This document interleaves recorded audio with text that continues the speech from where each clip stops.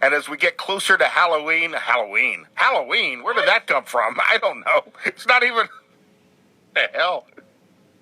Hit the delay, dump that out. Nope. As we get closer to Christmas, you're looking through your kids' wish list or they're making a letter to Santa. I'm sure there are a lot of digital devices, Halloween, on the Christmas list. Isn't this about how kids are getting dumber? Yeah. When we look at our radio hosts. I stare at one of these screens for hours upon hours a day as well. Educators say that looking at these digital devices for long periods of time is dumbing down teenagers in the long run. And Jean Burk with collegeprepgenius.com is an expert who agrees with that line of thought. Jean, good afternoon. Hey, Scott. Thanks for having me. Thank you for coming on, and I'm not going to ask you to evaluate my intelligence after the last couple of minutes. So why are these digital devices potentially harmful to kids as they're growing up? I mean, it seems kind of like the same thing that we were told when we were kids 30 years ago, 40 years ago, whatever, that if we watch too much TV, it would rot our brain, and we need to get outside and play, read a book, do something like that. Seems like the same kind of line of thought. It kind of is in a way, but what we're finding is that the average teenager is spending about 11 hours a day on their phone or some kind of device. And what's happening is that, their nervous system is still developing. So this continual use of technology is altering their structure faster, more intensely than it does even in adults. And so not only is it interfering with their development, impairing their judgment, it's certainly heightening their risk for some kind of addictions now and even later on down the road. I've been teaching critical thinking and how to ace the SAT and get free college for 11 years. And what is happening is this is sabotaging their thinking skills because the devices are doing all the thinking for them, sort of like that digital amnesia, where, you can't even remember your friend's phone number, but, because you just plug it in and into favorites and then you're done. Yeah, I have no idea what most people's phone numbers are anymore, and I used to know. I could tell you my telephone number from when I was in elementary school. Now, 205-342-2138, I think is what it was, or something. Never mind. I thought it's 342 something. It's something like that, but that's not bad for 35 years ago. But now I have no idea what my own home telephone number is through Buckeye. Well, we have the science to back it up right now. There's been so many studies done. One in particular, it was a 10-year study, and it showed what's happening with our kids because they're now doing all their schoolwork and their homework and their note-taking is all done on a computer or through their phone. It's become so easy that they can't even answer conceptual questions.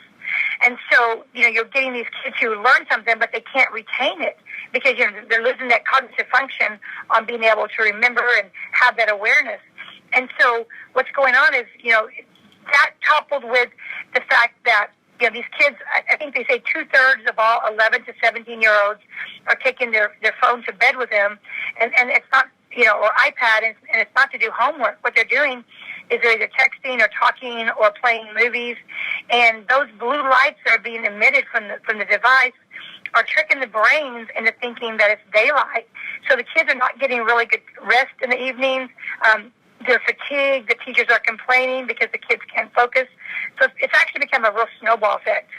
Yeah, I have the same problem because how many times as an adult do we get up in the middle of the night and look at our phones for emails from work or text messages, anything like that?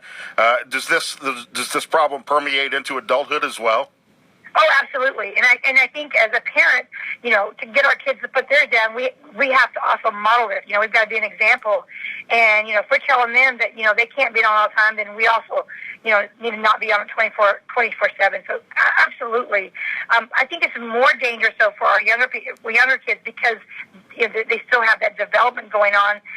So it can have more longer-term effects. We as adults, certainly we need to take note too as well, but especially for our kids. And we want our kids to learn. Jean, is it dangerous for these schools who are going all digital with all of the textbooks and notes and handouts on iPads like Shaggy's daughter's school? Is that contributing to the problem, or is that an acceptable use of a digital device? Here's where the balance comes in. If it's a tool, that's good. If it's a crutch, that's bad. And I think what's happening is more and more schools are giving all the kids a laptop, or they're doing, everybody has a Chromebook, or everybody has something. And I think it's for two reasons. One, to keep up with the times. And two, and it seems to be easier in the short term, but I think they're going to find in the long term that it actually ended up being more detrimental. And I don't know, what it's going to take, if it's going to take another 10-year study. I don't know. But I think that, if kids are on the technology all day long, that's a better reason for them not to be on it when they get home. Used to, our kids got a break from their teens. Now they have that 24/7 influence. Right. They can't just shut the door and come into the house and that's their refuge. Now it's a constant thing going on. And so I think we as a parent, we have to create tech-free zones and tech-free times. And that, for every family it's different. It could be the time between homework and dinner, or after, at bedtime, or in the car, or on vacation, or all the above. It takes courage to be a parent nowadays. And I just encourage parents to stick with it. Jean, I know you talk about how using these devices for long periods of time as a kid can affect a child's critical thinking skills. But let's be honest, do we really, really need to learn anything when we can just Google it? You know what? And we all do that. No, I agree with that. There's definitely times, hey, you asked the kid a question. Wait a minute, hang on, let me Google it. But it's not sticking. Am I saying that we should go back to landlines and encyclopedias? Not necessarily. But what I am saying is there's something to be said about research and actually writing things down. If that's what's going to cause our kids to remember. We obviously want them to do well in school, and we want them to remember. We want it to be a long-term thing. And we've got to stop taking the instant way out. We got to stop saying, okay, I don't have to really learn this. And of course, again, there's a danger of believing that everything on the internet's true. And when you start thinking that, you really don't back it up with other resources. I've noticed too that I've got lower retention levels when I type notes as opposed to when I handwrite notes. So I've been trying to do a little bit of a mix of both. We've got to wrap it up. Jean Burk, an education expert with collegeprepgenius.com.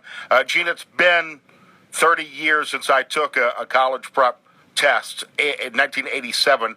I didn't take the SAT, but I got a 33 on my ACT. How did I do? Excellent. Yeah. 33, I don't know back then, but nowadays would get you a full ride to just about any school you want to go to. So, yeah, good job. I got a full boat to Spring Hill College in Mobile. Nice Jesuit education. Today, awesome. If I had to take that test, I think I would get about a 12. I used to be much smarter than I am now. Radio's rotted my brain. And cell phones. Thanks, Jane. We'll talk soon. collegeprepgenius.com.